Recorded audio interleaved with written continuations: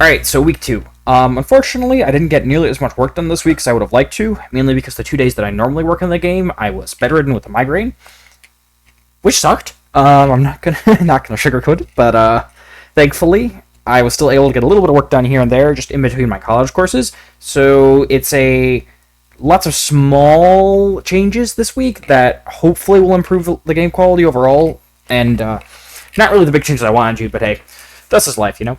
So, the first of these changes, you may have noticed, the health bar is removed before the transform animation, and after the transform animation, there is significantly more health on said silo boss. Additionally, I went in and I added the themes for the silo boss that I need to add still, so the rush theme is added in, which is really the movement theme, it's the return theme too, and then smash theme is added. So I'll play both of those for you now. There's the rush theme, and then there's the smash theme.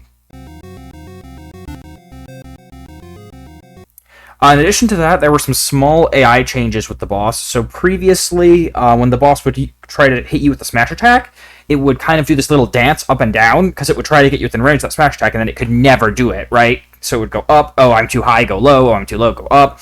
So I added a timer to that, so that way the boss will just smash you even if it can't get you after a certain amount of time, and realistically, I don't like this solution. I was just fooling around with stuff when I added it in, and again, because I said migraine, I didn't have time to go in and fix it more. So hopefully next week I'll go in and clean that up a little bit so the boss has much nicer smash movement. But for now, this works all right.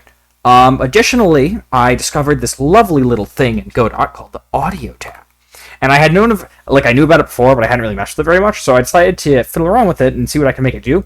And oh my word, it has the solutions to so many problems that I was hoping to find the solutions to later down the line. The primary one being the fact that when there's lots of enemies in the game, and you might have noticed this in the last video, the sound gets really loud, right? Because the enemies sound built on top of each other, and when there's 10 or 20 enemies, especially that are, carrot enemies spawned from a silo boss, it gets really, really loud. So I experimented with adding a limiter to the carrot enemy, and there's now a maximum volume that they can get to, and they won't go over that value, and it's so much nicer. They don't blow your ears out when there's a ton of them. I'm thinking about going in and adding that to... Actually, no, I'm going to. I was planning on doing it, and then again, migraine hit. Go in and add that to all of the enemies. So they all have the limiter on them, and really that they'll have it by default, so I don't have to go in and add it every single time. I won't blow your ears out with a demonstration of the before and after for that. In addition to that, I went in and I realized that the players, especially testing the silo boss, I noticed this a lot, the player was way too slow, right? So when they were moving around, they were having a really hard time keeping up with the boss, and a lot of the times you would go to attack the boss, and by the time you got there, it would be doing something else entirely, or it would have trampled over you and you were not fast enough to get out of the way. So in the silo boss, and really the more I thought about it, the rest of the game, the player needed to be faster, and it's not that the tempo that they needed to go at would be faster, it's that the distance they're traveling per beat needs to be faster. So I went in and I increased the player, I actually think I doubled it, the player's default movement speed. That turned out to make it was a good decision for fighting the boss. I mean, the boss was a lot more fun, and it made moving around the game a lot more fun and a lot less tedious in other places.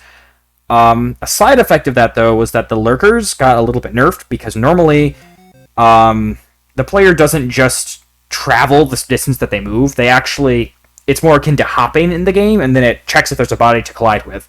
For the lurker's case, it's actually it's not a body, it's an area, so the player will jump over it with a new movement scheme because they're moving farther than they were before.